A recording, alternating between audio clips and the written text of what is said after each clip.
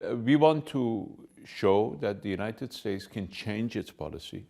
And now it's the time for the Biden administration to abandon a policy, not because of the goodness of their heart, but because of the fact that that policy has failed. President Trump started to use a maximum pressure policy with a clear intention of bringing Iran to its knees. They failed.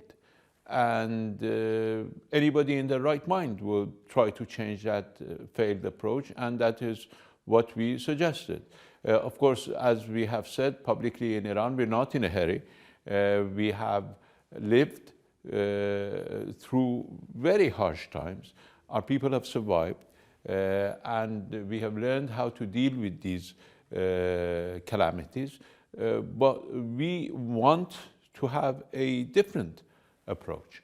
If the United States decides to maintain the old approach, then our response will be the same as the previous approach.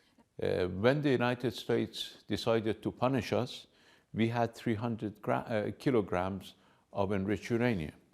Today, we have 4,000 kilograms. So your method of punishment is the size of your stockpile? The method of punishment is the machinery that is built into the deal to ensure compliance. As I said, this deal is not dependent on the goodwill. What we say is very rational and logical. We were in the deal. We are still in the deal.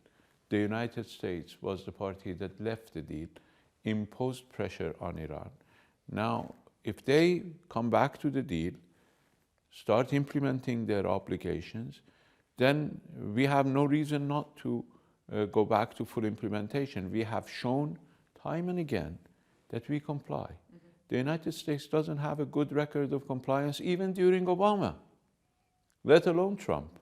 So they have to prove their brotherhood first and then ask for inheritance, as the saying goes in Iran. Let me make it clear. Joe Biden and I were not buddies. We represented two different countries with different policies. He was a senator and I was a permanent representative to the United Nations. We had many civilized meetings in which we disagreed, but with civility.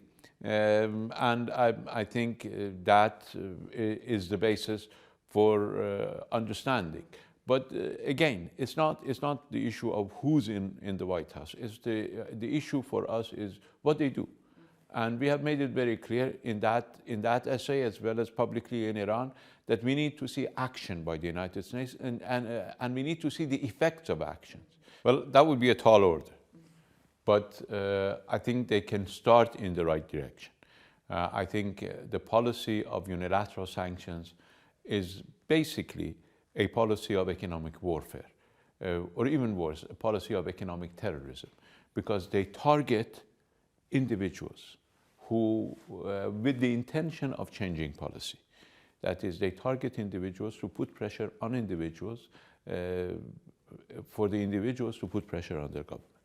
This never works. This is basically an erroneous policy, erroneous assumption, has never worked, it will never work.